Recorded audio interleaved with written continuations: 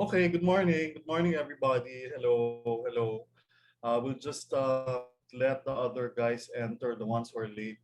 But thank you for being on time. I'm sure you've all heard about this project or you've read about it. And there's a lady here who's joining us. Some of you might be familiar with her. If you remember, we had the lunch in Cafe Isabel, I think 2 years ago. So Romana Go is from Kingsway also. Um, and she is going to, fortunately, she's going to give us gift packs.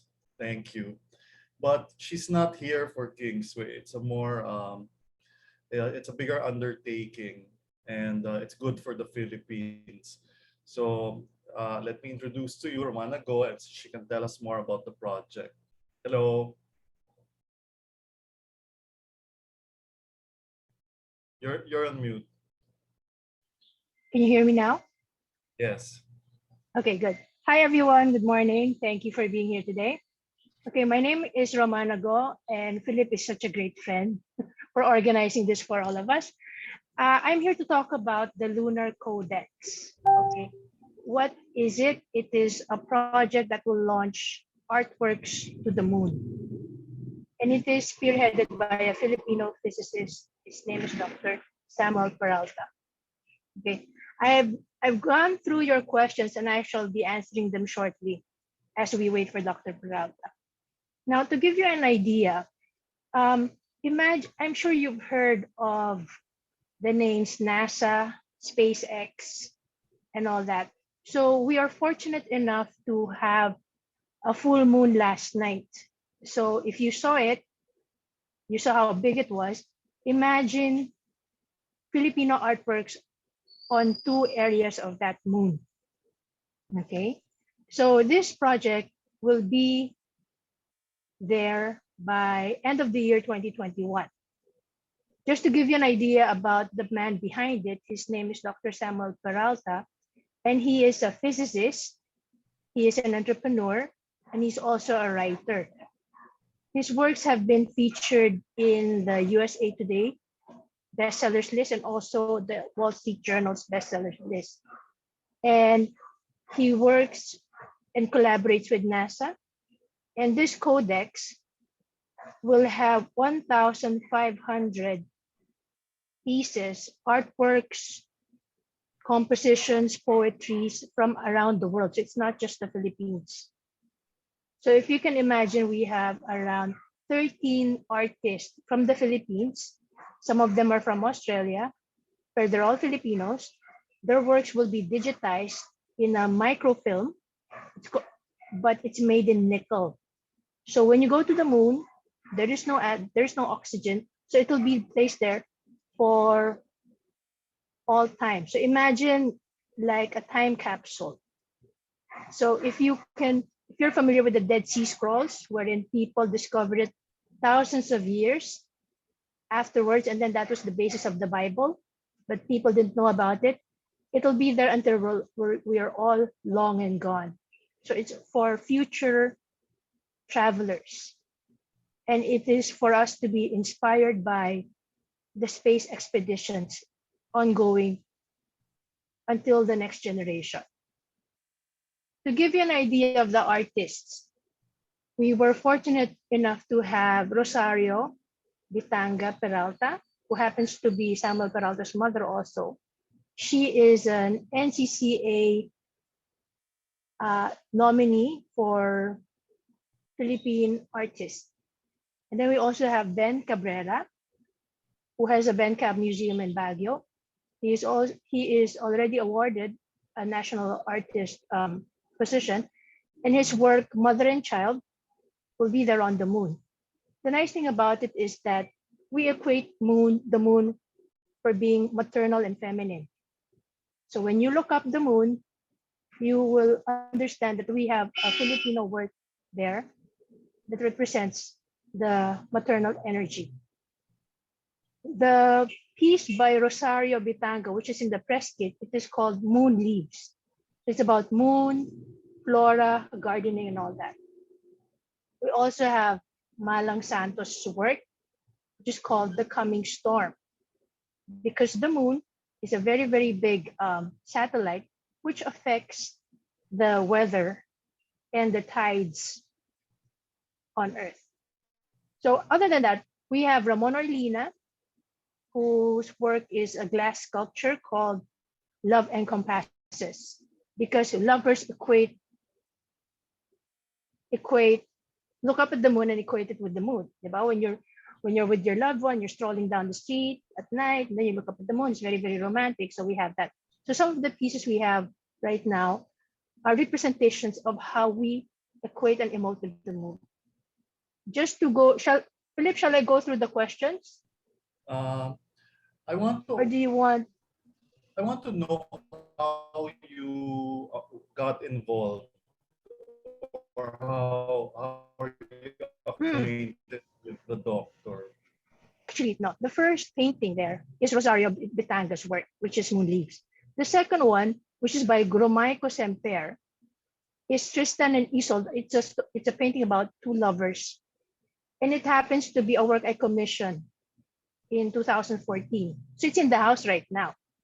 So other than that, there is also a Ben Cab and a Orlina and a Michael Cacnio in the collection, which happens to be here in the house. So with that, I was assisting Dr. Ben Peralta in coordinating some media, some press, and some of the artists to come on board. So there will be two satellites going to the moon. One is called the Peregrine Lander, and then the other one is Nova C. But both of them will be on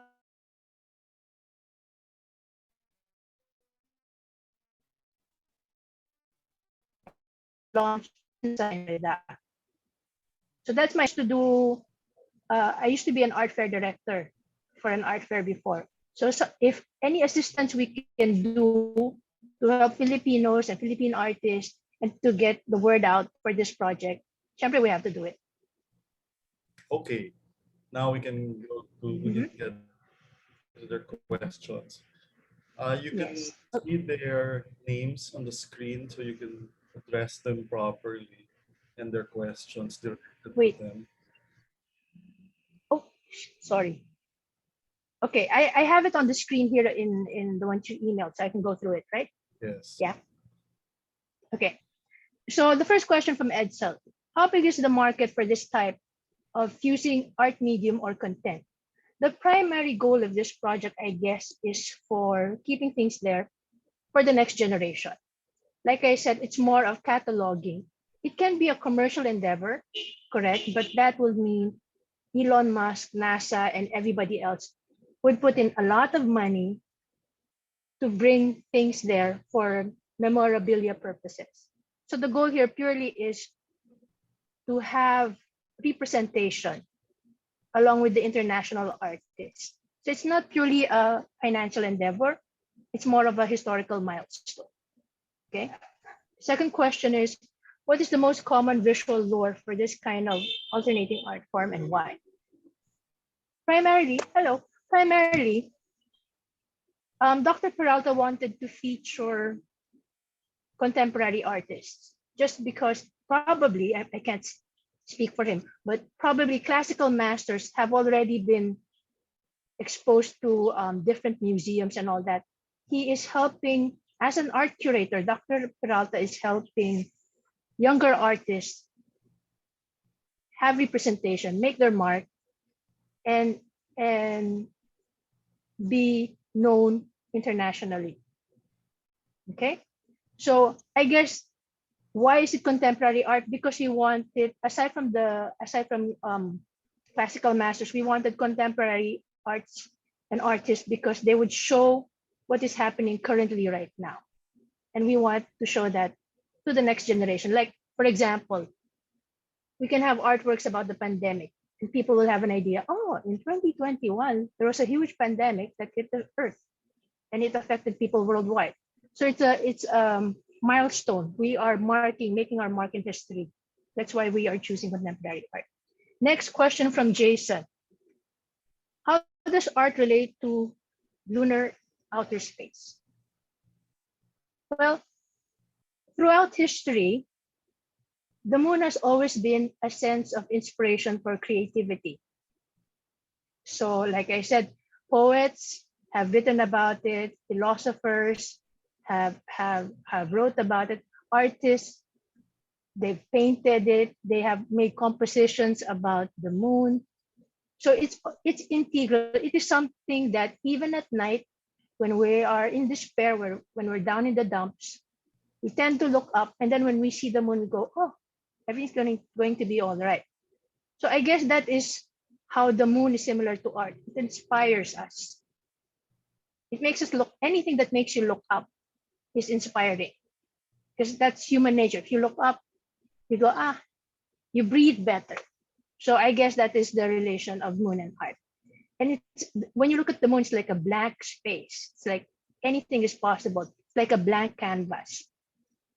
If you're an artist, a blank canvas will really excite you to be more creative. Now, the second question from Jason. Why did you mix art with science? Is it something unusual? I guess it's inevitable because art is something that reflects the times, that reflects your current technology. So I guess science is a vehicle for art and art is a vehicle for science, vice versa. When I say science, art is a vehicle for science, it takes a creative mind to think of the scientific frontiers we have had recently. Like when you think of Leonardo da Vinci and other science and other artists who would draw celestial beings and all that. When you look at Indian historical paintings, you have paintings that have sky vehicles, and then right now we have rockets.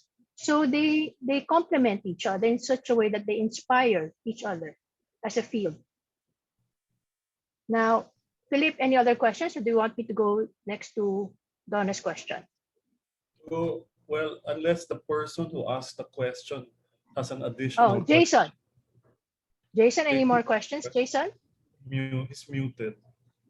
Okay. Let me know if you want me to go to Donna's Edsel, question. since you answered Edsel, any other Edsel's questions, question, Actually, Edsel? I have actually.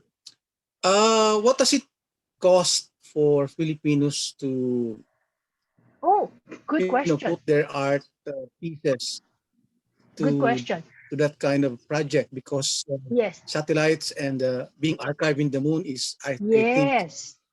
I think something that I think billionaires it's would super. only be allowed to afford. The nice thing about this project, the nice thing about this project is it's Dr. Peralta's personal project. So he's doing it to honor artists, being a curator. He's doing it to honor artists, Filipinos, and people who are you don't have to be a big popular artist, okay? He's doing this also for the little guys. It's not a commercial endeavor for him. So everything is him. So people would say, can I fund you? Can I sponsor you? He goes, no, no, no, not yet. Because this isn't about that.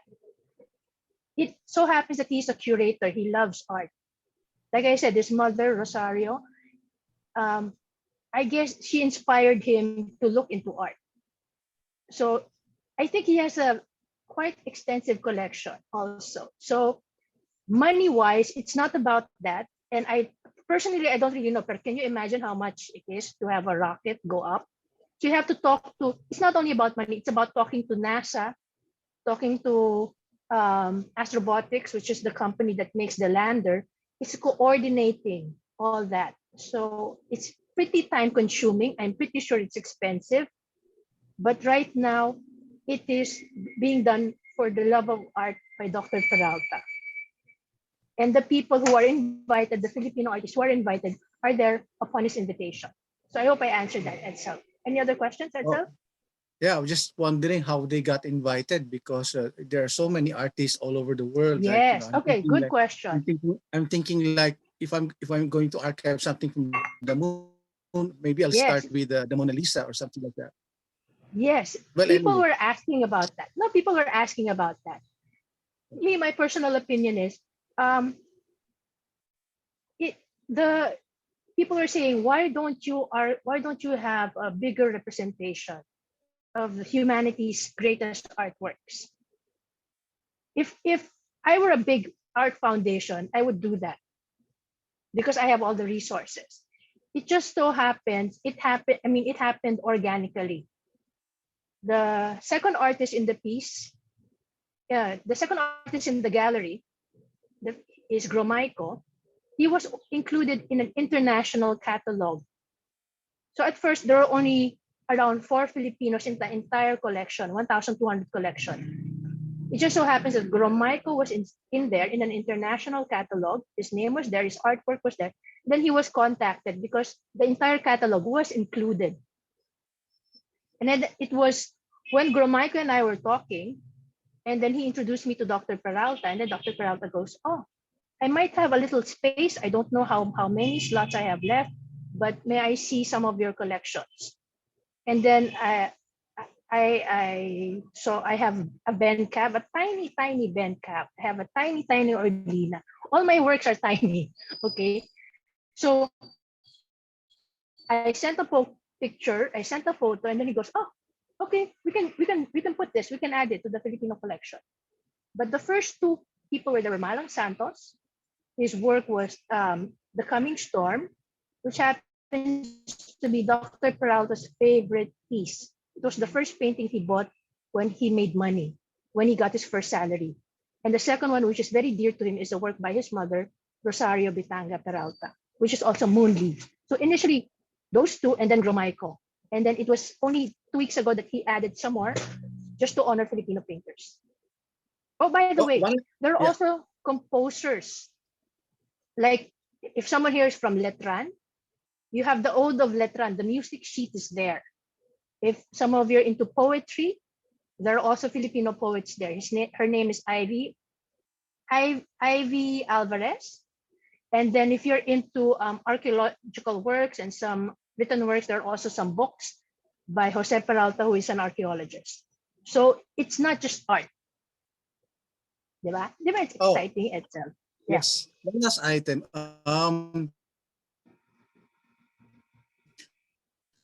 So, is NASA, is that what I'm Oh, tama this bang aking Dr. pagkakaintindi Peralta, that this big archive, um yeah. okay, it's like this. It's probably it's probably 4 to 6 individual companies or enterprises that Oh. they are linked, but they don't co-sponsor each other. Okay, it's like the microfilm will be on board a different Ah, okay. lander, which Mm, happens to use someone else's rocket, mm, which happens to be launched in NASA because NASA is the only one in the States who can launch a rocket. mm, So it's a collaboration of different companies that mm. don't have anything to do with each other, but are in the same field and are helping fulfill this project together.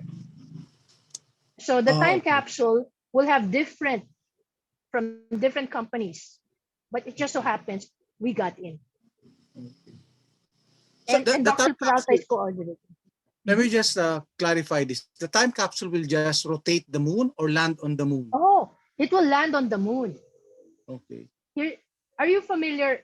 If you look at the moon, I'll send you a video in the no, I'll send you a photo in the press kit. Very interesting, actually. Yeah, Yeah. if you land on the moon, there are two sides. If you look at the moon in the morning, at night, sorry, if you look at the moon at night, it's a full moon. You can see a shape of a rabbit. Okay, Ah, if you see that rabbit, there's a pointy ears, and then I'll show you later. There's pointy ears. The landers will land on the shoulder of the rabbit and on the leg of the rabbit. So even without a telescope, if it's a full moon, you can pinpoint. You can tell your great grandkids, "Uy, apo, nandiyan o yung work, may Filipino dyan o dyan just dalawa." So it's exciting, diba? Hmm. thank you so Any other much. questions? Oh, welcome. Shall I go? Jason, do you have a question, Jason? Dr. Peralta will be joining us in the next 5 minutes. Wait, Philip, he says he cannot enter. Can you extend? Donna, I'll have Dr. Peralta answer your questions. Oh, Because I can, but he says he's trying to enter. If you can, I'm here. Am I here? hi, the man of Hi. the hour. I've My been building you up for apologies. them. My I've been building apologies. you up for them. I con So everyone, again, this is the great Dr. Peralta. Like I said, he is a physicist. He's an entrepreneur. He's a writer who has his work featured in the Wall Street Journal's bestsellers list.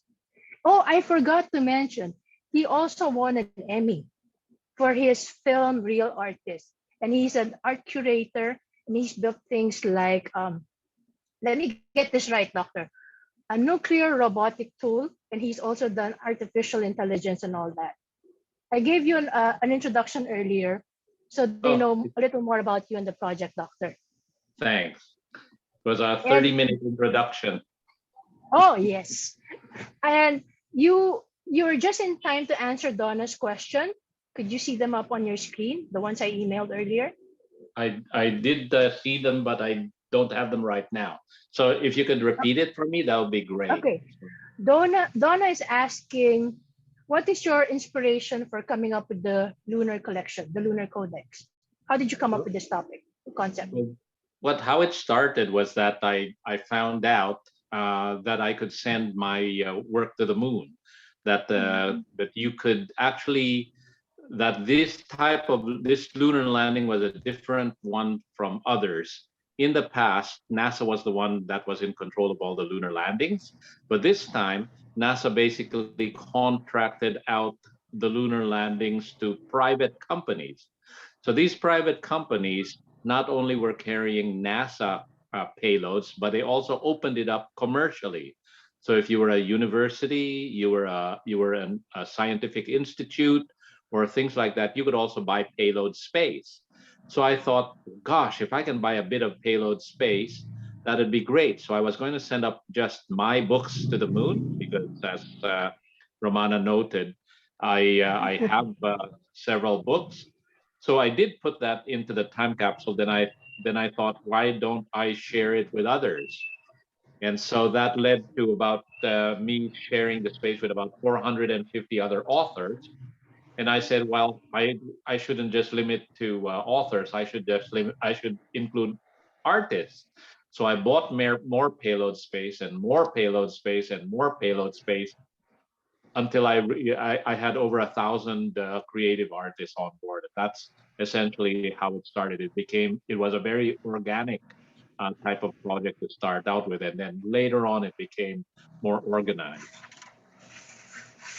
Okay, the next question from Donna is, what will make the Filipinos more, let me understand this. What will make the Filipino accept this kind of concept? Like, because our country is probably has limited technology. I mean, we haven't really gone to the moon yet. Personally, I mean, we don't have that resources yet. How will it? How will it? How will the idea be more accepting? I guess. Again, the question is, what will make Filipinos accept this kind of concept? I think what you have to think of it is like a regular time capsule that you find under a building. If you think about a time capsule on the Earth, you basically put newspapers, photographs, mementos Mhm. of this time on Earth. You put it inside a box, or a tin, and then you bury it in your garden. 50 years later, someone will dig it up in the garden, and they will look at the newspapers from 50 years ago, the photographs from 50 years ago, and they'll say, wow, this was how they lived at that time. So we have to think of it as either a time capsule, or if you like, a message in a bottle. With a message in a bottle, you write your love note, or you write whatever it is you want to send to someone, put it in a bottle, put a cork in it, and throw it out in the ocean. So that's essentially what we're doing. We have a message in a bottle that we're throwing out in the ocean of space, and it's going to land on the moon. And sooner or later, somebody is going to discover that message in a bottle, and they will see what life was like 50 years ago, 100 years ago. But more than that, we'll see the art and culture that we had at that time. And I think it's those concepts that you have to use, a time capsule or a message in a bottle. Mm-hmm. Donna, do you have any other questions for Dr. Peralta? Okay, I so we'll go to the okay. Go ahead, Donna. one more. For the funding concept, sir, how do you come up with the funds in your personal expenses? Yeah. Could you repeat the question again, please, Donna? Sorry about that. I'm deaf in the left ear. Okay. So For I the actually can, I'm just want to know, sir, for the funding or for the financial assistance of the project, how how you come up with uh the expenses or the budget for that? oh, it is, you keep spending until you forget how much it costs. Essentially, what So, happened is I spend a little bit for my book, and then I said I'll buy a little bit more space, a little bit more space, and it kept on going for the first time capsule. So the first time capsule was called the Peregrine Collection, and it was completely kind of like a impulse buy. You know, you're at a grocery store and you see a chocolate, you want it, you buy it, right? That it's an impulse buy. For the second one, the Nova Collection, it's a little bit more expensive per artwork that you send up. So now I have to make a budget and say, okay, I can't send 1,200 artworks. I can only send 300 because I can only afford 300, right? And so now I have a budget for number two, and for number three, I have a better time to plan it. So now I can try to figure it out. But one thing that I told myself is that nobody is going to be charged anything for this. I'm not going to approach an artist and say, give me 20 bucks, 50 bucks, and I'm going to send you up to the moon. That's not what this is about. This is about the artist suddenly having somebody tap them on the shoulder and say, you know, I think your art is valuable. I think your art is beautiful. You have a brilliant spirit, and we think that your art should be preserved for the future and for travelers to the moon. That's more inspirational than asking them to pay, you know, $100 or whatever it is to send their work to the moon. You know, anybody can do what I did. Anybody can buy a payload to the moon. Anybody with deep enough pockets can do it, right? And then charge people for the trip. But it's more inspirational to the artist and to the future, just to do it as a personal passion project. okay, thank you, sir. Dr. Okay. Any Peralta, other can I ask questions, one Donna? question? Okay. Edsel here. I just want to ask, Hi, Edsel. uh, is there a limitations as to what you can put on that payload? Because it's becoming interesting that, you can think of so many things like, a piece of your life or maybe an artwork about your community you can put in the payload. But I was just wondering what's the limitation of what I can actually put on the payload and launch it to the moon. Oh, there are a few limitations, of course. For example, I have to sign a piece of paper that says I'm not going to put anything dangerous, and they will inspect it, right? You can't put anything that's forbidden to be sent over the mail. So if it's forbidden to be sent over the mail, like for example, poisons or explosives or things like that, it's not allowed to be sent to the moon. So they cleared that very first of all. The other thing is the weight is very if most things that you'll try to send to the moon are heavy, right? So it costs about the base cost to send one a payload to the moon is about $200,000 US, right? That's just to launch it there, and then when you land it, there's an additional cost, and then when you put it on a moon rover, there's an additional cost. So this cost is amortized over many commercial passengers. But if you want to send something that's a little bit heavy, it's not good to. It just costs more expensive. And that's the reason why we decided to send data, uh, a digital image of the artwork.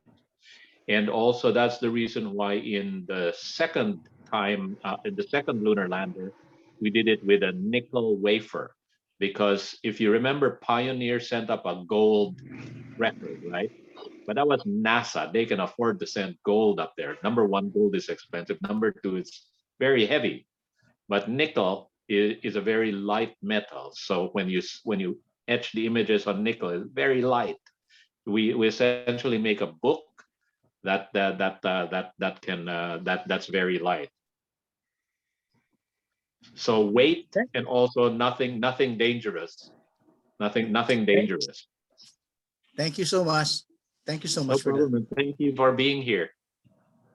Welcome. Okay, shall we move on to Trixie's question? Is Trixie here?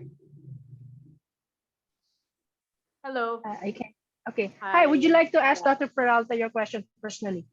Yes, Hi, of course. Trixie. How are Hi. you? I'm fine. Yeah. Yeah, my first question is regarding the time capsule, because we do know that time capsules were really, really relevant when we really didn't have much technology. And even though Philippines is not as advanced as first world countries, of course we still have access to digital archives. So I mean, if the sole purpose of the time capsule is for people to actually see how people from 50 years ago lived like, I mean, wouldn't that be, resolved by going to like Facebook groups and Reddit and something? Yeah. There's yeah, I mean, these are very good questions, right? These are very good questions. But there's two reasons to do this. Number one is a time capsule, as I've mentioned before, and putting a time capsule. Number one, the time capsule that we're using will last for a very long time. You can uh, if you think about the CD, a CD drive right now, for example, and you think your data is safe on a CD drive, it's not true. The CD drives are made out of dyes. It's just an ink pigment, and over time and exposure to light, the dyes in that will be destroyed, right? And you won't be able to access it anymore. The other thing is everybody likes to archive their data in the cloud. Everyone says the cloud is it. But if you think about it, the cloud is actually not a good place to archive things. Why? Because you're taking a risk with a third party. You don't know who this third party is. They can be hacked, for example. So your data, let's say I put all of my family photographs on the cloud and I think they're safe. They're not really safe. Someone could just hold my photographs at ransom and say, okay, if you pay me 20,000 pesos, or I'll destroy all of your photographs. And it has happened to many people, right, with their business data. So archiving on the cloud is not that great. So one thing is that we know that there will be a community on the moon in the future, and at the moment there is no archive of anything on the moon at all. There's only very few artifacts. So this is one reason to send it up there. The other thing is the nickel wafer that we use. We'll actually be able to. I'll show you an example of it. Mhm. Can you see that? Yeah, I can. So this. If you see, there's a book there, which is my book, and Mhm. that there are pages of the book. Each of those pages are 5 millimeters in height. So we basically etched the entire book onto the size of something that's the size of a credit card. This is the first time, by the way, that anybody has seen this image. Just today, it came out from my partners, and that particular one is on gold, but we're doing it on nickel, and we can make it smaller. That particular archive is going to last maybe 1 million years. Wow. So, and it's true. So we have a memory card there, and a memory card there will last maybe a generation, if we're lucky, maybe 2 generations. And I stack many memory cards together so that in case there's some deterioration in one card, it won't be the same deterioration in the second card. So people can figure out what data was on that card. Imagine hieroglyphics, Egyptian hieroglyphics. Yeah. in the past. How do we understand it? Well, we have people who spend their lives trying to understand it and to decipher it, even though the hieroglyphics may have been worn down to the bare stone. We can still read it using X-rays. So you can still do that with the data cards. But you can so the data cards will probably last a few hundred years, but with the nickel wafers, they will last literally millions of years. So Wow. we are creating an archive that actually is very resilient.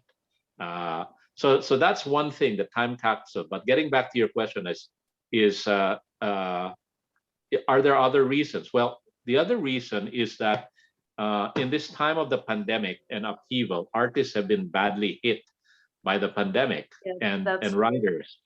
The galleries have closed down.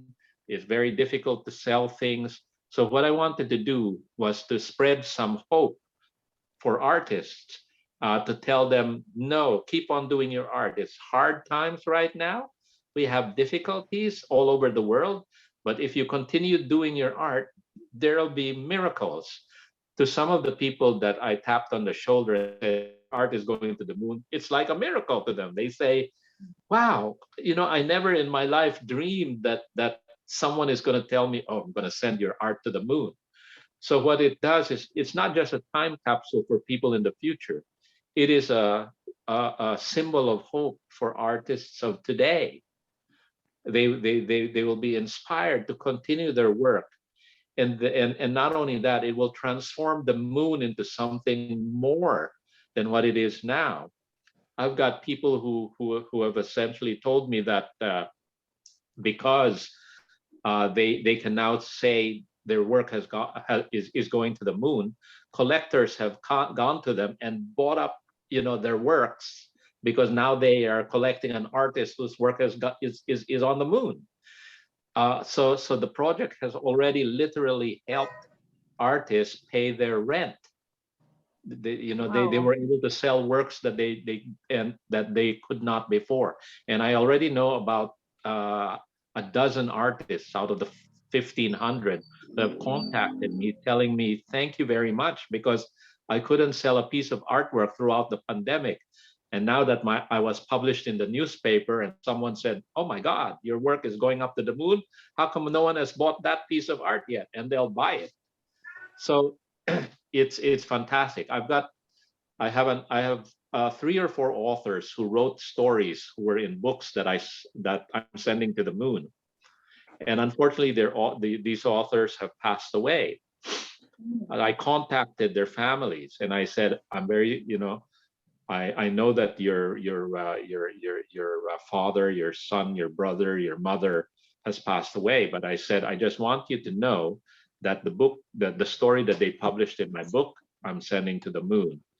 And they cry. They say, oh my God, he would have liked to see this. I wish he were alive, but now the whole family will feel like he's still with us, because his soul, which he put inside his stories, is going to live on forever in the moon. So it becomes more meaningful to them. So this project is not just a time capsule for people in the future, it is also a symbol of hope for artists of today. Yeah, my other question is that since of course this is a time capsule, personally, Dr. Peralta, how do you think people will change the way they look at the art like 50, 100 years from now? Oh, it's so difficult to say, right? It is really difficult I to mean, say. have you But ever imagined it? well, if what you can do is you can think back to what was art like in the 18th century, 19th century, right? And then project to today, where today you can see abstract art, or you can see art is a big white square, or and they can't imagine that becomes art, right? So it's very difficult to imagine. But one thing that is very clear, that realistic painting is timeless. So if you go back to the Greek days, if you go back to the Egyptian days, if you go back to the prehistoric days are you've got people, cave dwellers, basically making cave paintings, and all their cave paintings are illustrations of humans and animals, correct? And same with the Egyptians. They drew humans and animals in different perspective. The Greeks did, all the way up to today. And that's one of the reasons why we are choosing works that are figurative, realist, not only because I'm a collector of that type of art, but also because as you go into the future, it's hard to see what kind of works will be there. Will it be NFTs? Will it be holographic? We don't know. But one thing for sure is there will still be people doing uh, figurative, realistic art, and that's what that's the kind of art that's predominantly what we're sending. Okay, thank Okay. you. You're For the welcome. next Thank you. question, thank you, Trixie. For the next question, we have John. Is John here?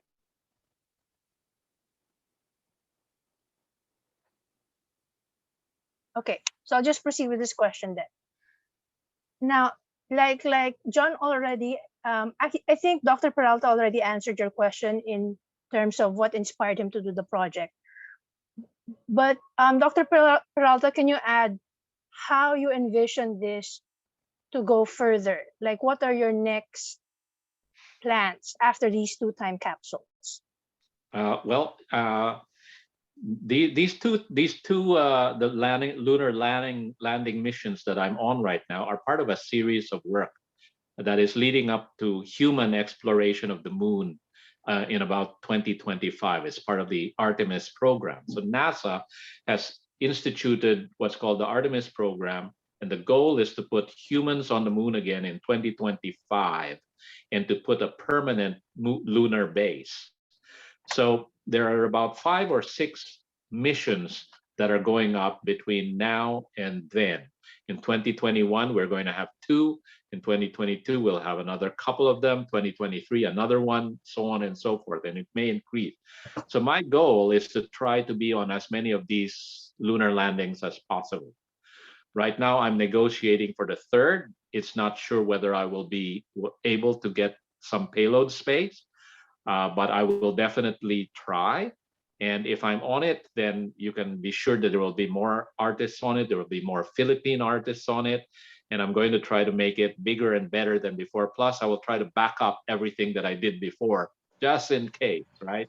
It's just another backup. And then we'll see what happens. And then that will be the end. I mean, this is a project that I could not foresee 3 years ago. Nobody, when I hit the bestseller list on the Wall Street Journal and USA Today, I said, okay, what's next? And then I got the Emmy for a film that I helped to produce. And I thought, wow, this is great. What do I do next, right? How do I top that? And I never thought that it's going to be to put something on the moon. So who knows what the next project will be? I don't really know, but I'm pretty sure it's going to be very interesting. Mhm. Could you tell us more about the inclusions of the Filipino works in your lunar codex? Well, obviously, when I started this out, I started with my family. My mother is Rosario Bitanga, who is the first Philippine abstract artist, woman abstract artist, and also the foremost one at this point in time. And it was through her in the first place that I built up my love for art. So she was very instrumental in bringing me up, bringing me to museums, so on and so forth. And so, so obviously, my first thought was, I'm going to put my mother on the moon. So the first thing I did was essentially to put a catalog of her works on the moon, and all of the works of art of hers that I own are going up on the moon, both paintings and sculpture. Uh, and she also instilled, as I said, a love of art for me. And the very first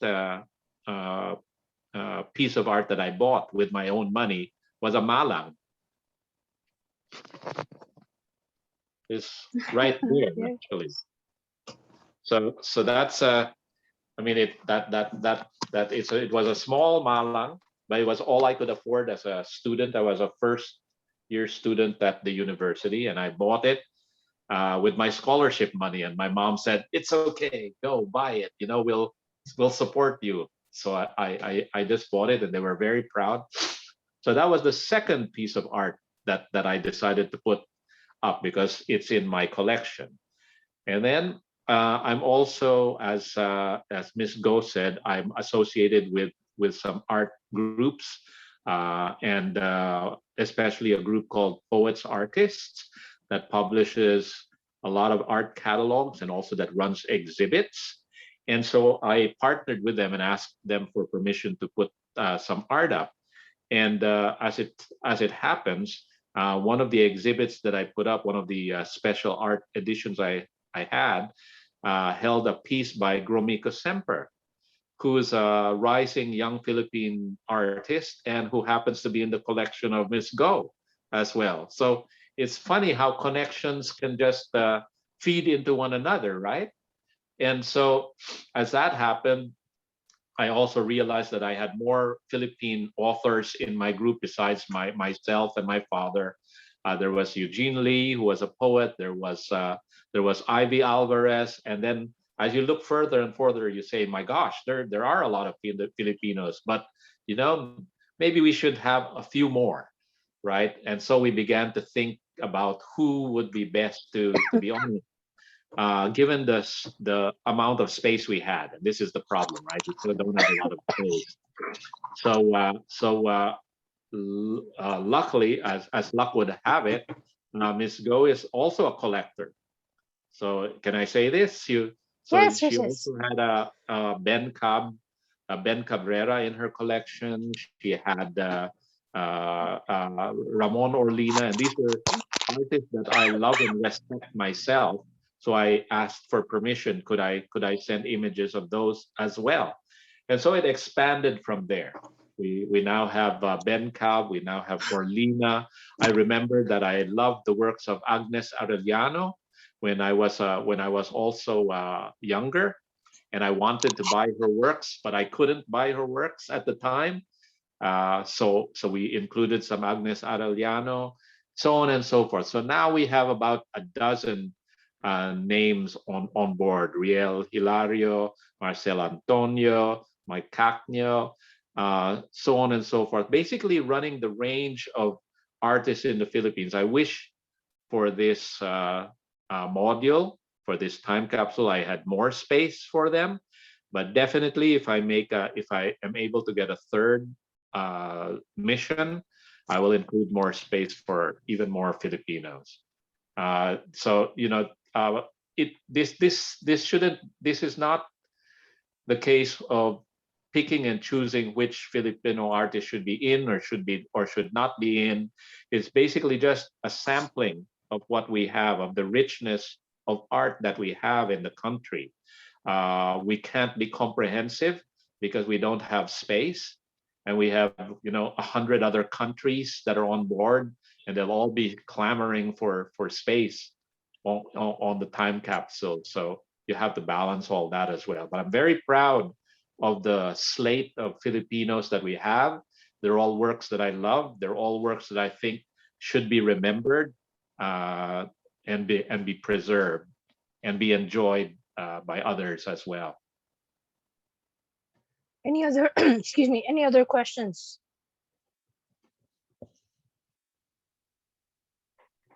Well, as a final question, then I would like to ask you for your personal message for the Filipino artists.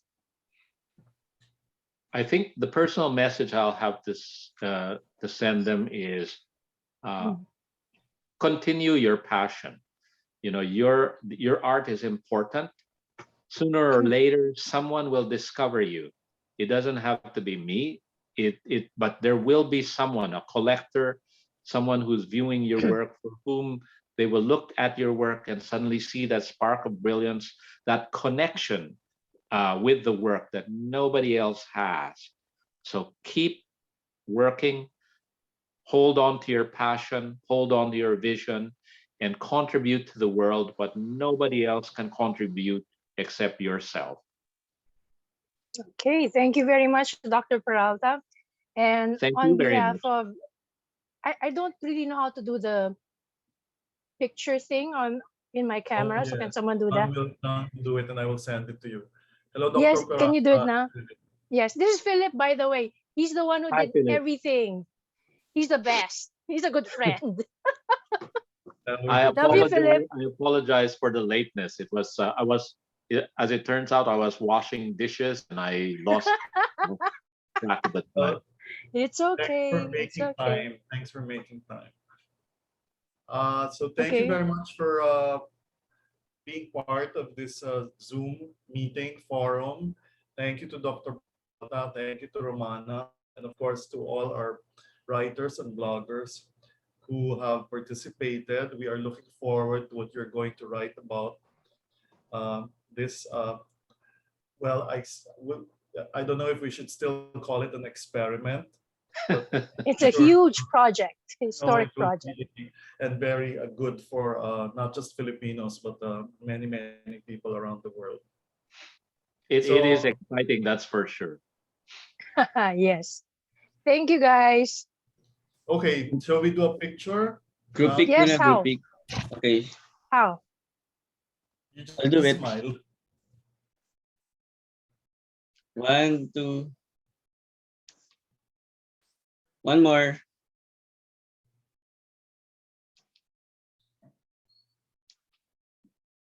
Okay, Done. Thanks. Anna. thank you Thank you guys. Okay, and guys. then See Philip and you. I talk. Bye. Thanks, guys. Bye. Thank you. Goodbye. Goodbye. Thank you. Bye, Doc. Take care.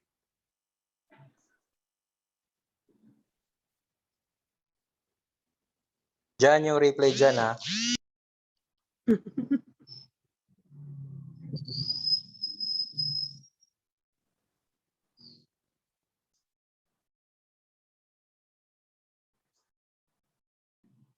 Diyan kwento yung replay. Sorry, may call ako kanina eh. Oo, sige, sige, Long sige. call ako eh. Oo, sige. Okay, bro. Sige, sige.